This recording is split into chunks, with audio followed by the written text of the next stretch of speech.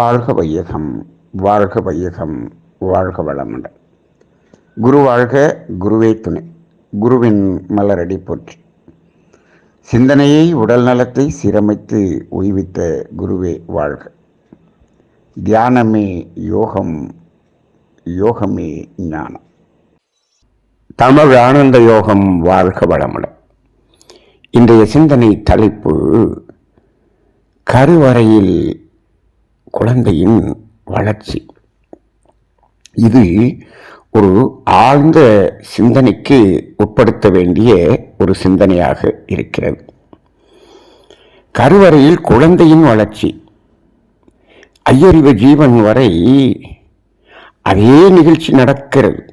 கருவறையில்தான் அந்த உயிர் உருவாகி அதனுடைய அந்த பிறப்பு என்பது அங்கும் வெளியாகிறதை நாம் பார்க்கிறோம்.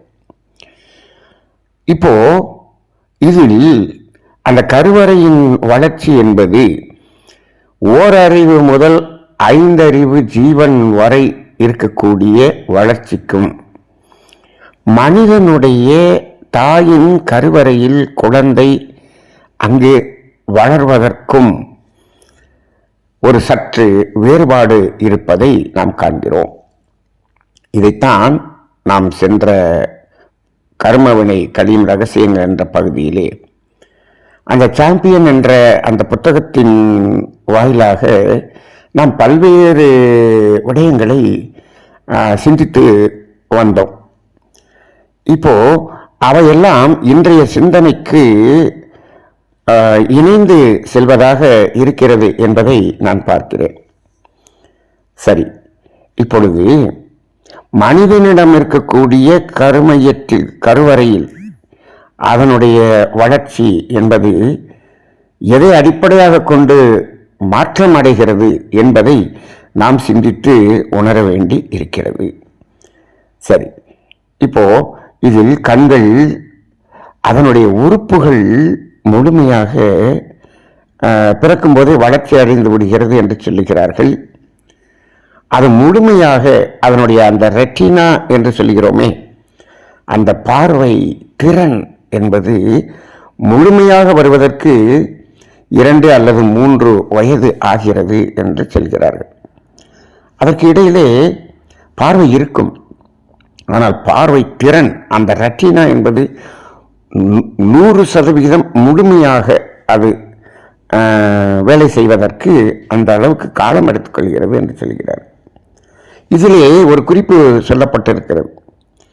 ஆரம்பத்தில் வெண்மை நிறமும் கருமை நிறமும் அதை சுலபமாக அது கண்கள் கண்டு அறிந்து கொள்கிறது என்று சொல்கிறார்கள். இது என்ன, இந்த 2 நிறம் மட்டும் முதலிலேயே வெளிப்படுகிறது என்று அதை சிந்தனை செய்து பார்த்தால், இது சமுதாயத்தில் சாதாரண மக்களுக்கு தெரியாத ஒரு விடயமாகத்தான் இருக்கிறது. என்ன என்று சொன்னால், கருமை நிறம் என்று ஒன்று சொல்லுகிறோம், வெண்மை நிறம் என்று ஒன்று சொல்லுகிறோம். உண்மையில் இயற்கையிலே வெண்மை நிறம், கருமை நிறம் என்று ஒரு தனியான நிறம் என்பது இல்லை.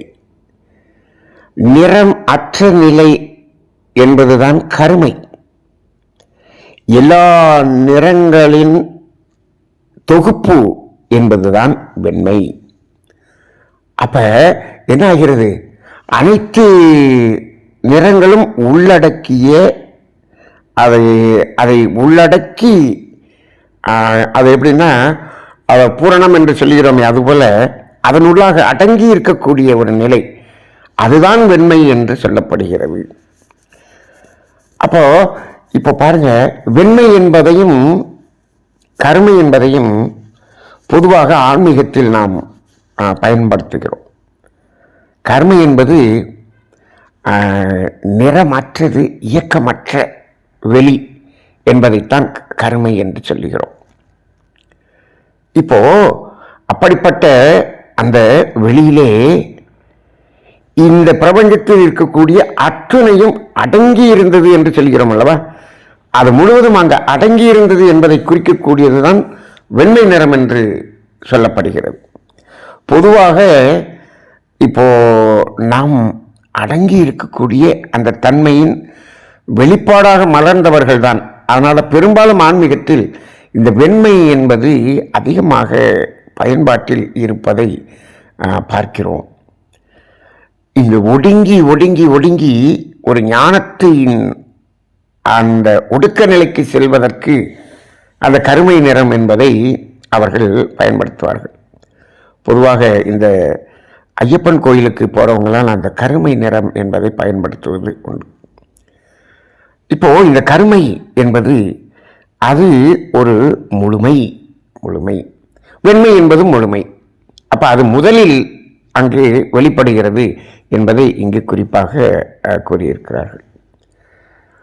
அப்ப இதுல இன்னொன்று என்ன சொல்லப்பட்டிருக்கிறது, இந்த 5 புலன்களின் வளர்ச்சியும் அதன் இயக்கம் 5 ஜீவன் வரை ஒரே மாதிரியாக இருக்கிறது என்று ஒரு குறிப்பு இங்கு சொல்லப்படுகிறது.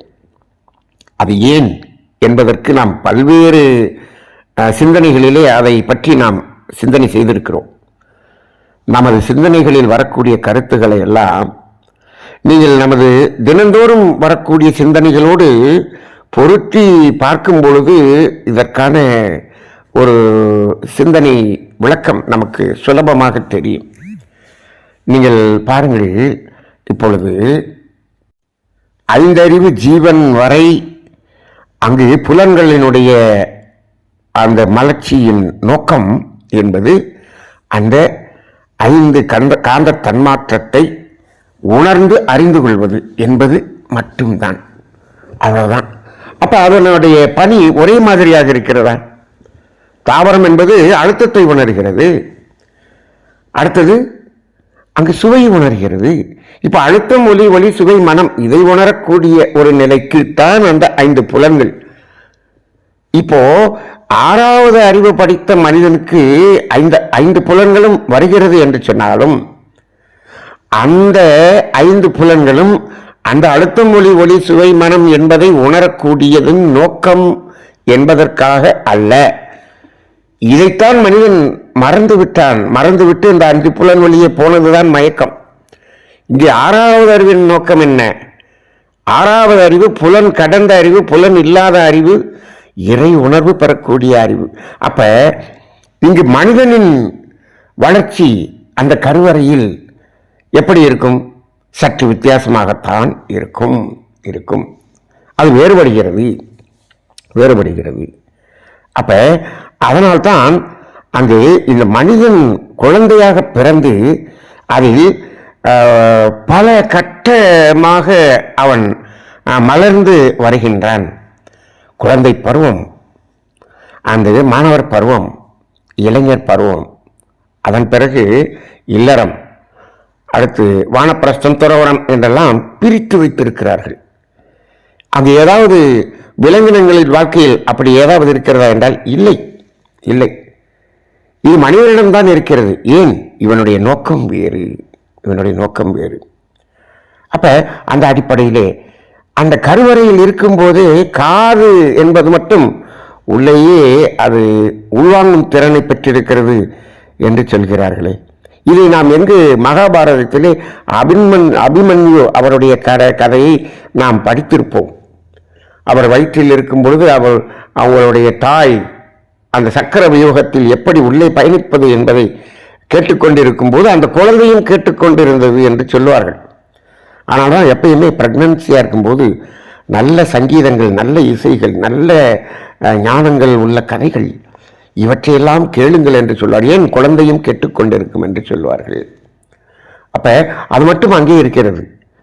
அப்ப இது எதற்காக என்று சொன்னால், இந்த அறம் சார்ந்த அந்த விடயங்கள் அனைத்தும் இங்கு பிறந்த பிறகு இங்கு நடைமுறைக்கு கொண்டு வர வேண்டியதை இங்கு சொல்ல வேண்டும், அதை அப்பொழுது கேட்க வேண்டும் என்பதற்காக அந்த கருவறையிலேயே அது கேட்கக்கூடிய ஆற்றலை பெறுகிறது. அடுத்து சுவைப்பது, நுகர்வது, அந்த அழுத்தத்தை உணர்வது, இது எல்லாமே இங்கு இந்த பிறந்த பிறகுதான் நாம் உணர்த்துகிறோம். அப்ப அவையெல்லாம் இங்கு தேவையை நிறைவு செய்து கொள்வதற்கான அந்த உணவு எடுப்பது என்பது அப்ப அது பிறந்த பிறகுதான் அதுவரை அந்த உணவு என்பது தாயின் மூலமாக வந்து விடுகிறது. சரி, அப்படிப்பட்ட ஒரு வித்தியாசமான ஒரு வளர்ச்சியை அடைவதுதான் மனித பிறப்பாக இருக்கிறது. பொதுவாக இப்பொழுது இந்த கருவிலே குழந்தை வளர்ச்சி என்பது எதை அடிப்படையாக கொண்டு இருக்கிறது என்று பார்த்தோம் என்று சொன்னால், இப்பொழுது அது அந்த கரு உருவாகிறது அல்லவா, அந்த 2 உயிர்கள் இணைந்து கரு உருவாகிறது அல்லவா, அந்த உயிர்களில் இருக்கக்கூடிய கர்ம வினையின் அடிப்படையில் இந்த கரு வளர்ச்சி என்பது அங்கு வருகிறது. அதனால தான் நாம் பல தடவை பேசியிருக்கோமே, அந்த குழந்தையின் மனித குழந்தை பிறந்தவுடன் அதனுடைய முகம் ஒரு வித்தியாசமான வேறுபட்ட தனித்துவமான முகம் என்பது இதன் அடிப்படையில், அந்த கர்மவினையின் அடிப்படையில் அது வருகிறது. அந்த கர்மவினையை அடிப்படையாக கொண்டு இந்த உடலின் வளர்ச்சி என்பது நடக்கிறது. இதை மகர்ஷி அவர்கள் சொல்வார்கள், இந்த வினைப்பதிவாம் சுமையை விடுத்து தூய்மை பெறவே நினைவாய் உடல் எடுத்தேன். அங்க இந்த கவி மனிதனுக்கு மட்டுமே பொருந்தும், விலங்கினங்களுக்கு அது பொருந்துவதில்லை.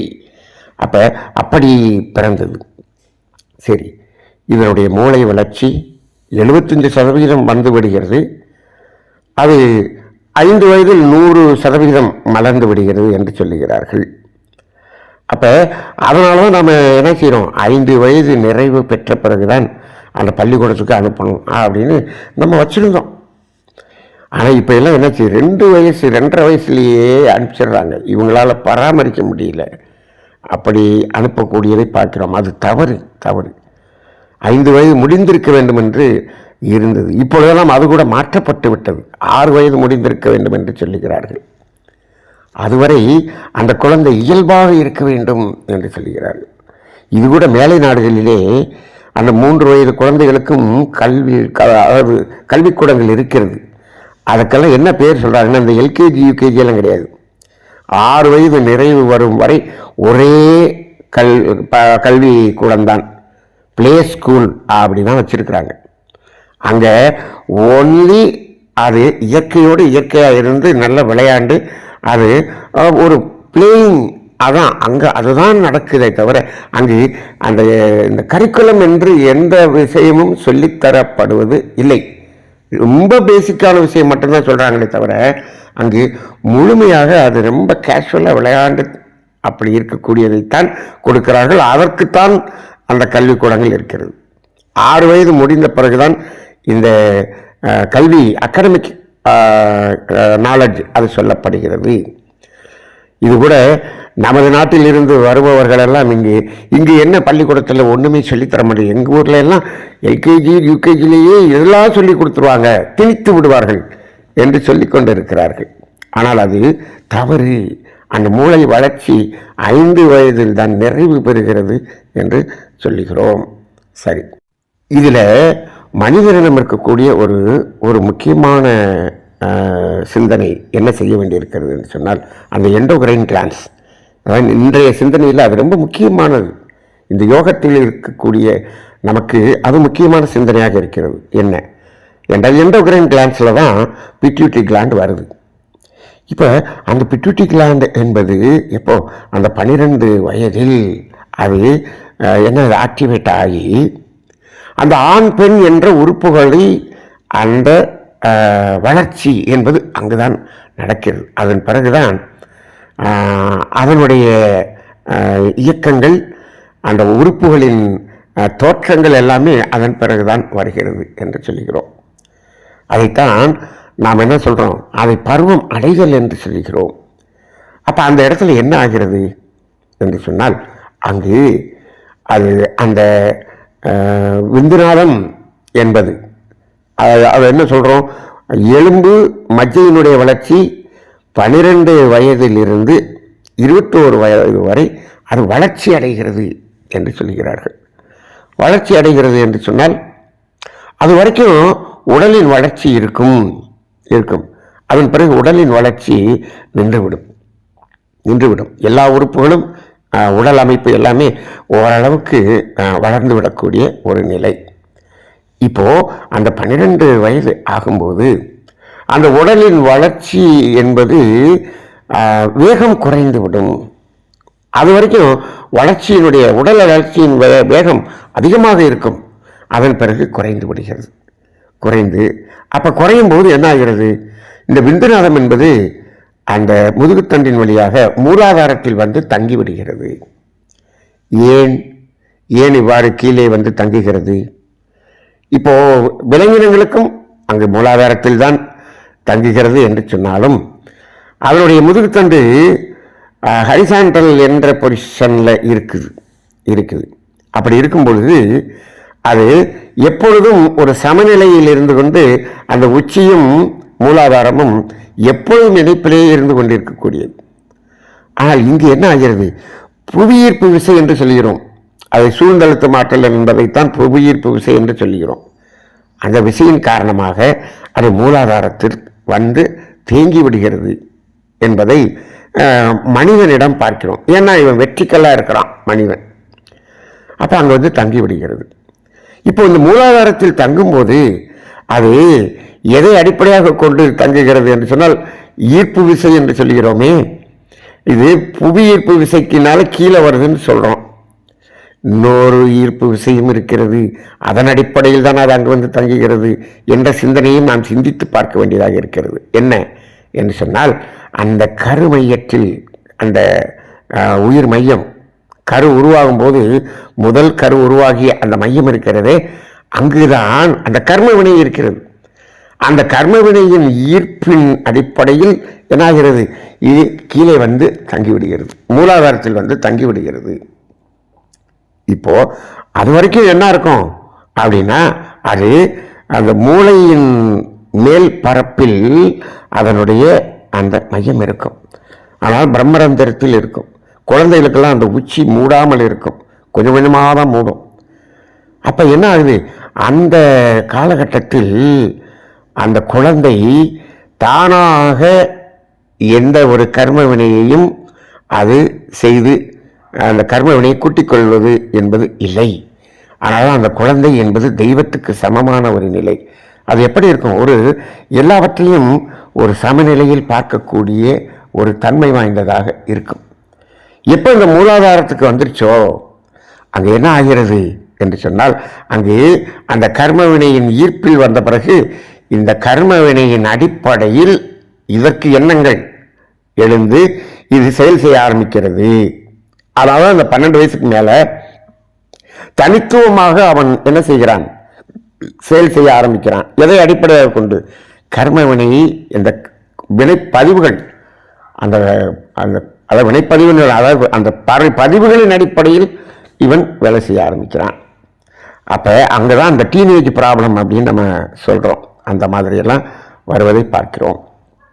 அப்போ இப்படி தான் மனிதனுடைய பிறப்பு அந்த கருவறையில் தொடங்கி இதுவரை வந்து கொண்டிருக்கிறது என்பதை பார்க்கிறோம். இப்போ இதனுடைய நோக்கம் என்ன? அது வினைப்பதிவாம் சுமையை விடுத்து தூய்மை பெற்று இறை உணர்வு பெறுவது என்பதுதான் அதனுடைய நோக்கமாக இருக்கிறது. அப்போ என்ன பண்ணணும்? இப்போ இவ்வாறு அந்த மூலாதாரத்தில் இருக்கக்கூடிய அந்த ஆற்றலை நாம் என்ன செய்ய வேண்டியிருக்கிறது என்று சொன்னால் அதை மேலே உயர்த்தி ஆக்கினை துரியம் என்பதற்கு நாம் முயற்சி செய்து மேலே கொண்டு வர வேண்டியதாக இருக்கிறது.